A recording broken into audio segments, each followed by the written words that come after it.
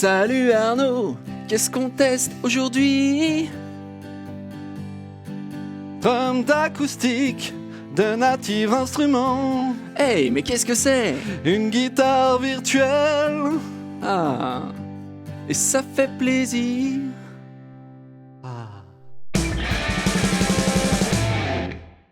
Bonjour à tous et bienvenue dans On refait le patch. Salut Arnaud. Bonjour Grégoire, bonjour à tous. Très belle chanson, hein, vraiment j'ai adoré. Ah ouais.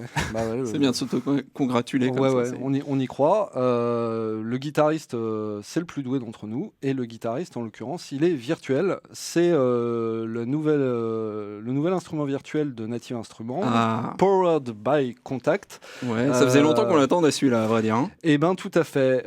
Pour une bonne raison, c'est que lorsqu'on a testé le dernier bundle complete, qui, pour ceux qui ne le savent pas, est l'espèce de bundle total de Native Instruments où il y a des gigas et des gigas de sons, un des reproches qu'on faisait, c'est que bien que la guitare soit un instrument majeur dans le monde de la musique depuis les années 50, depuis le XXe siècle, il n'y avait pas de guitare. Il n'y avait pas de guitare, enfin pas de guitare qui tienne la route, et il fallait donc aller chez des éditeurs tiers. Et voilà, et c'est un peu dommage parce que pour quelque chose qui s'appelle Complete, oui, on s'attend à quelque chose de complet, hein, forcément. Ouais, c'était œuf, jambon, fromage, mais sans le fromage. Le fromage arrive, et on est bien ravis parce que, faut-il croire que nous avons été entendus, Native Instruments débarque donc avec Strumm'd Acoustic qui, pour ceux qui se souviennent de Virtual Guitarist, n'est pas sans rappeler donc Virtual Guitarist de Steinberg. Parce que je crois qu'il faudrait rappeler les différentes guitares virtuelles dans le monde de la MAO. Voilà, tout à fait. Quand on fait de la guitare virtuelle, il y a en grosso modo deux options. Il y a ceux qui vont essayer de reproduire une guitare note à note, corde à corde. Ouais, donc ils vont enregistrer chaque note, c'est ça, de chaque corde, chaque fret. Donc ça a l'avantage, ce genre de guitare, qu'à la fois on peut faire des jeux en solo et des jeux en rythmique. Le problème, c'est que la rythmique, la plupart du temps, sur toutes les guitares, même les meilleures, c'est pas toujours ça. Ouais, ça manque un petit peu de naturel. Voilà. Et à tel point que on n'a rien fait de mieux qu'un vrai guitariste, mais pour pallier à un guitariste, le mieux qu'on ait encore à l'heure actuelle, c'est des boucles, des CD de boucles. Et il y a quelques années, Steinberg avait eu une excellente idée avec Virtual Guitarist, c'est-à-dire de faire un instrument virtuel qui était basé sur des boucles. Ouais, le problème, c'est que c'était il y a quelques années déjà, et c'est vrai que c'est un petit peu vieilli. Ça le son d'il y a quelques années, c'était très mécanique, surtout que c'était plus ou moins sur une technologie Rex.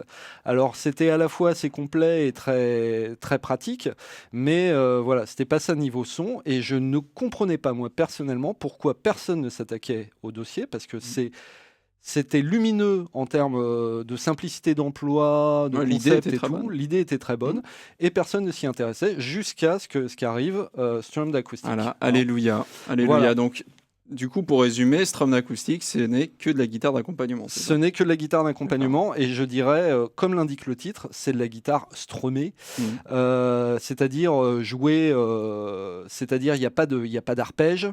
C'est joué au doigt ou pas? Non. Il y a non, je ne crois pas. Je me sens pas non plus. Ouais, non, je crois que c'est Mediator. Mais voilà, c'est vraiment que pour de la rythmique. Et c'est fait avec des motifs qui sont préconçus. Donc c'est beaucoup moins souple. Pour ceux qui avaient vu le refait le patch sur Sunbird d'Acoustic Sound, qui est une excellente guitare virtuelle, c'est beaucoup moins souple qu'un Sunbird, parce que là, avec la programmation MIDI, on peut faire ce qu'on veut. Là, il y a des motifs qui ont été préenregistré par des vrais guitaristes. Alors à la fois en termes de réalisme, on peut pas faire mieux.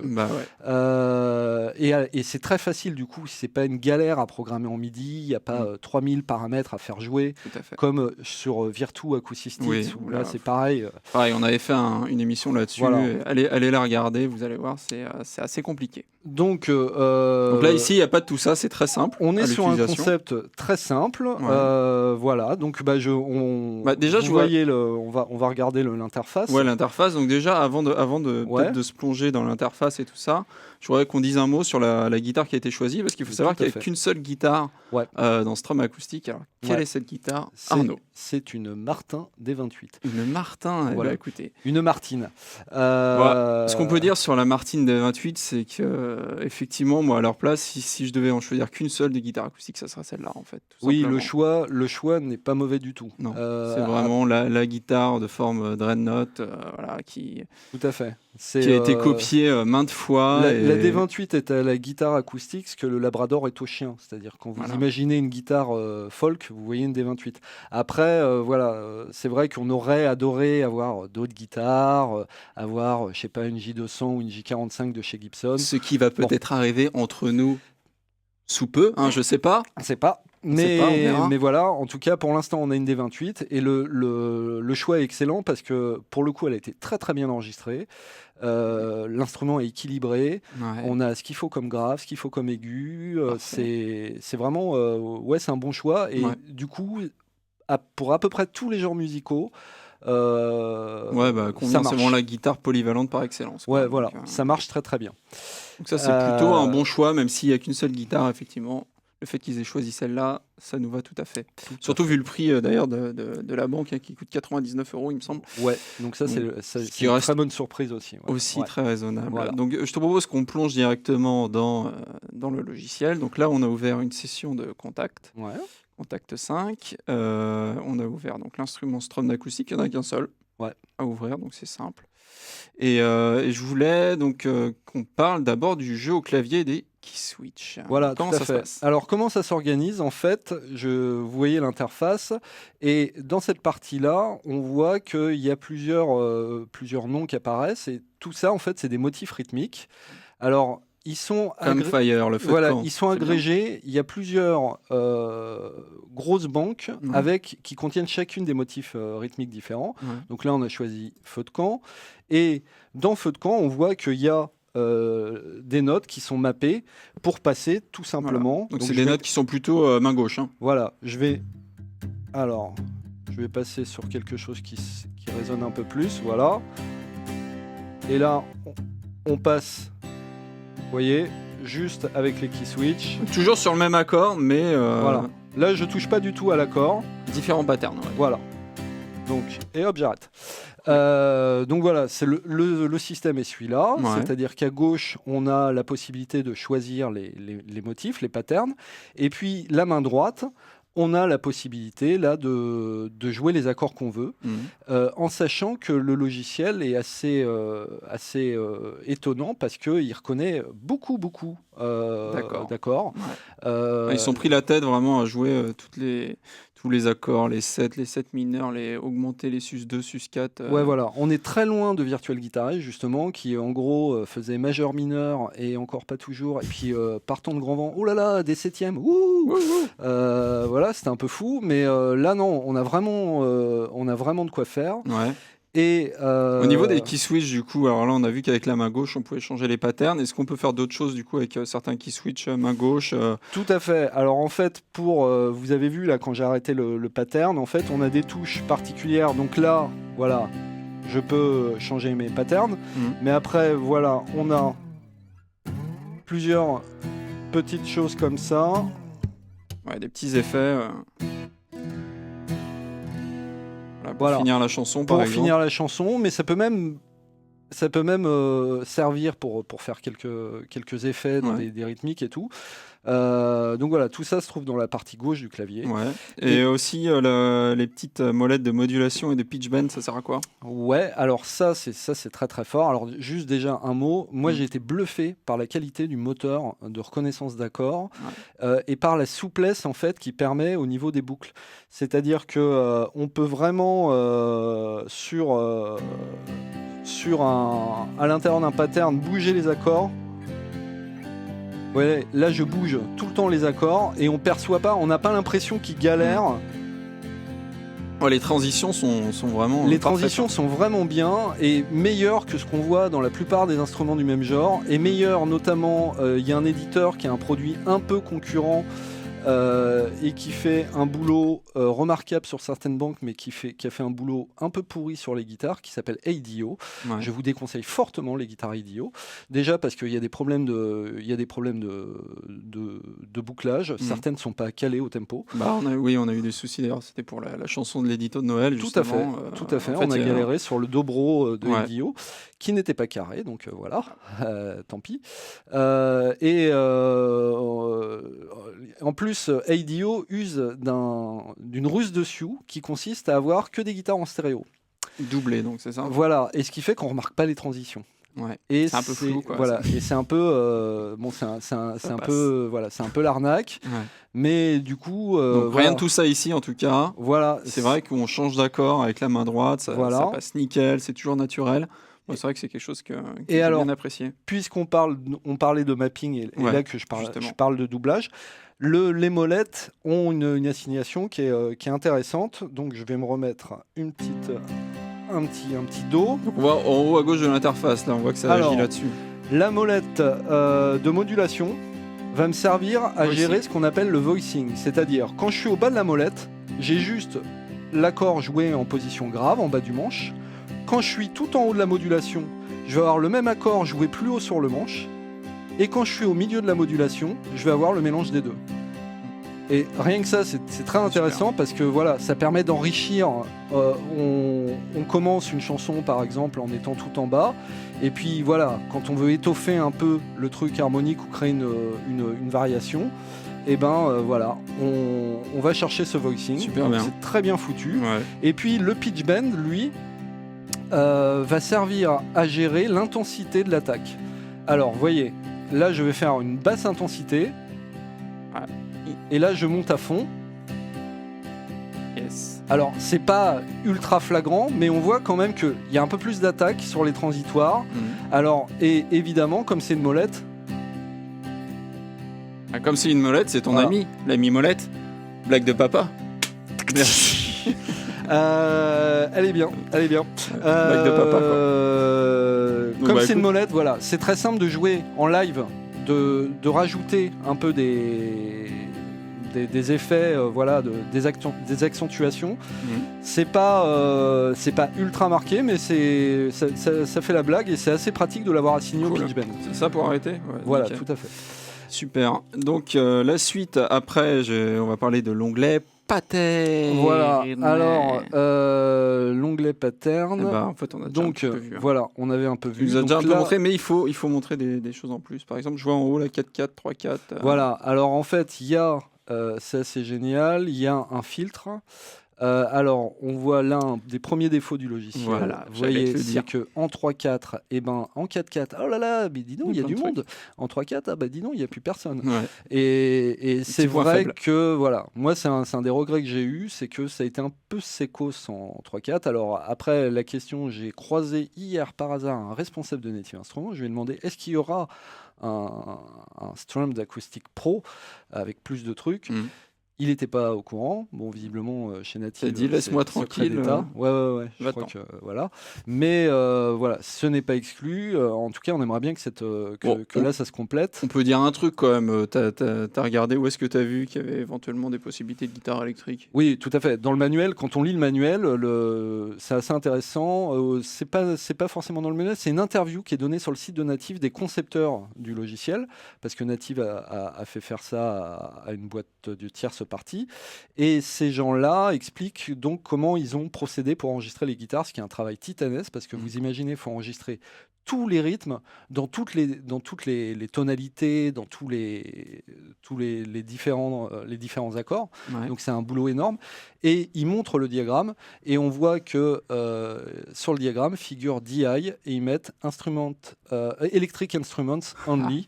Donc oui, va y avoir de l'électrique. On est trop fort. Et évidemment, si le truc s'appelle strummed et pas seulement acoustique, c'est que sans doute il y aura un truc solo guitare ou j'en sais rien. Enfin, comme on a vu comment ils ont décliné toutes les basses et tout ça, on est quand même en droit de Voilà. D'avoir la même chose, il n'y a pas de raison, quoi. Et mon petit doigt me dit, mais il n'a pas de micro-casque, donc vous ne pouvez pas l'entendre. Mon petit doigt me dit que tout cela ne devrait arriver pas trop tard.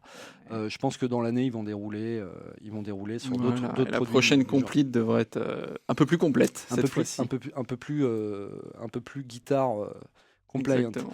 Et donc, alors, on a vu ce système. Ouais. Et on a un truc très bien. Alors, qui est Il est où? Toc, toc, toc. Alors là, j'ai le browser. Le browser. Tout à fait. Et, ah oui, c'est là. Voilà. Quand je clique sur la petite loupe à côté d'un des patterns, donc en fait, je peux assigner, Make et Switch, je peux assigner plein de patterns. Pardon. Droit malencontreux. Je peux assigner n'importe quel pattern, vous voyez, à mes touches. Et vous voyez, j'ai une petite loupe là à droite. Et cette petite loupe, elle est très intéressante parce que c'est, pour ceux qui connaissent EasyDrummer et son Tap to Find, c'est un peu ça. On va en parler dans toutes les émissions. Oui, mais c'était une très bonne idée. Et on est content de voir que ça fait des émules parce que là, vous voyez, en gros, il y a plus ou moins... la façon dont s'organise le rythme. Alors attendez, je vais vous prendre un truc de plus intéressant. Voilà. Comme celui-là. Voilà. On voit à peu près la structure du pattern rythmiquement. Et en fait, on a ce truc Rhythm Search qui permet, voilà, on met les coups forts. Les temps forts, ouais. Voilà, les temps forts. Et en fonction de ça, il nous trouve... des trucs qui se rapprochent plus ou moins. Bon, là, t'as fait un truc un peu bizarre aussi. J'ai fait un truc un peu pourri. Mais n'empêche que c'est une excellente idée dans le sillage du Tap to Find, ce côté moteur de recherche audio. Voilà, oui, parce que les rock A, rock B, rock C, ça va bien un moment, mais c'est vrai que ça nous dit quand même pas grand-chose. Oh que oui. Donc ça, voilà, ça c'est super bien. Et puis vous voyez que vous avez aussi des filtres là-haut, donc tout ce qui est... mute ou ça renvoie des intentions de jeu et puis voilà les signatures rythmiques. Donc voilà, vous construisez votre petit deck et après vous pouvez jouer comme vous voulez. Et puis qu'est-ce qu'on a d'autre? Oui, il y a la similarité, vous voyez, là il y a un bouton similar, donc on peut lui demander tout ce qui est similaire. Là aussi, comme dans voilà, on retrouve le côté un peu Tap to Find. Donc non, vraiment, c'est très très bien foutu. Cool. Eh ben écoute, on va passer à l'onglet Playback. L'onglet Playback, attention, youpi. Il est en bas à droite. Alors l'onglet Playback, il est très intéressant parce que on a évidemment, ça ne nous étonnera pas, les réglages d'humanisation. Alors on va se mettre un accord en fond, voilà. Et puis donc je peux lui demander de le jouer 2 fois plus lentement ou de le jouer 2 fois plus vite. Voilà, on va le remettre. Naturel, hein, je peux l'humaniser ou le déshumaniser. Voilà. Là où c'est très intéressant, c'est sur le swing. Parce que le swing, au départ, on se dit, comme toujours dans ces choses où il y a des patterns prédéfinis, on n'en a jamais assez. Et or, la valeur de swing permet vraiment d'obtenir des variations intéressantes. Vous voyez, sur ce simple rythme, là, je passe d'un truc qui était... je passais des cow-boys, un truc un peu country, feu de camp, à quelque chose qui pourrait aller pour du reggae ou des choses comme ça. Donc c'est vraiment on choisit si c'est à la croche ou à la double voilà, croche, tout à fait. Donc et suivant les rythmes, en jouant à la fois sur le tempo, c'est la vitesse, le tempo dans l'autre, dans votre stan et à la fois le swing, et ben on peut obtenir comme ça des choses très intéressantes. C'est cool. Voilà. Bien cool. On arrête ou? Ouais. Ah, j'aime bien arrêter comme ça. Et là, je vais passer à l'onglet Sound. Où là on voit que donc on a le côté très intéressant où on a le voicing dont on parlait tout à l'heure. Qui est, avec lequel on peut jouer grâce au pitch bend. On a la possibilité de doubler les guitares. Ouais, intéressant aussi. Le bruit des frettes à droite, là, ok. Voilà, bien, tout à fait. Et puis après, on a une petite section de base. Alors, c'est un des seuls petits points négatifs. La guitare est très très bien enregistrée, il n'y a rien à dire. Mais c'est vrai qu'on n'a aucune option. Il n'y a pas une prise multimicro. Enfin, en tout cas, on ne donne pas accès au réglage de ces micros, à leur mixage en tout cas. Du coup, voilà, on n'est pas fâché d'avoir un petit EQ, un petit compresseur et une reverb. Et d'avoir du coup des presets prêts à l'emploi. Et c'est vrai que ça fait changer assez nettement. Voilà, non, écoute, on fera écouter dans la prochaine vidéo. Voilà, on fera on va faire toute une section exemple audio. Voilà. Hein, mais voyez, et c'est très bien foutu. Cool. Quoi d'autre écoute, il me semble qu'on a fait le tour. Il y avait quelque chose d'autre. C'était. Autocord. Non, c'est pas là. Tu sais ce que tu cherches ou Oui, je sais ce que je cherche, mais je sais pas comment le trouver. C'est agaçant. Hop. Alors non, c'est pas là. Non, parce que j'avais. Mais alors, où est-ce ça, je peux pas t'aider. Je connais moins bien le logiciel que toi. Là, c'est la recherche générale. Non, mais c'est quoi en fait que tu cherches? Bien être là. En fait, je cherchais, et je vous dis, parce que c'est très intéressant, il y a la possibilité de paramétrer en fait la façon dont l'accord est joué. C'est-à-dire qu'on peut définir son début, sa fin, on peut raccourcir le début ou la fin, et on peut et il peut mémoriser aussi pour chaque accord mais je pense que c'était là pourtant. Ah, c'est peut-être sur le i. Ah bah voilà, c'était le i. C'était le i. Voilà, vous voyez, là j'ai sélectionné cet accord, et en fait, je peux tout à fait lui dire, au lieu de commencer sur le le pas 0, je peux lui dire, bah tiens, tu vas commencer, voilà. Et puis, je peux lui dire, tu vas finir plutôt, voilà, raccourcir le truc. Et puis, je peux lui dire aussi, cet accord-là, juste, qui est affecté à ma touche C1, à mon Do, tu vas le jouer, lui seul, à moitié du tempo. Et mine de rien, grâce à cette option-là, on passe de quelque chose qui effectivement, on se disait, ah oui, un peu rigide, bon, c'est chouette, on a quand même de quoi faire, mais on se disait, voilà, on enverrait vite le bout. Et en fait, on peut vachement bidouiller avec la banque. C'est-à-dire que même, j'ai réussi, moi, personnellement, à faire des chansons en 3/4, bien qu'en 3/4, comme on l'a vu, il n'y a pas grand-chose. Et ben, en bidouillant le peu qu'on a en 3/4 ou en adaptant certains rythmes en 4/4 avec le swing et tout, on arrive à faire sa tambouille. Hein, donc, et ça, c'est pareil, c'est futé. Voilà. Bon, donc voilà, la première partie de cette vidéo est terminée. Si vous voulez avoir les exemples audio, il faut cliquer sur cette vidéo-là. Et pour avoir le résumé du test, les plus, les moins et la note, il faut cliquer sur l'autre vidéo. Voilà, à tout de suite.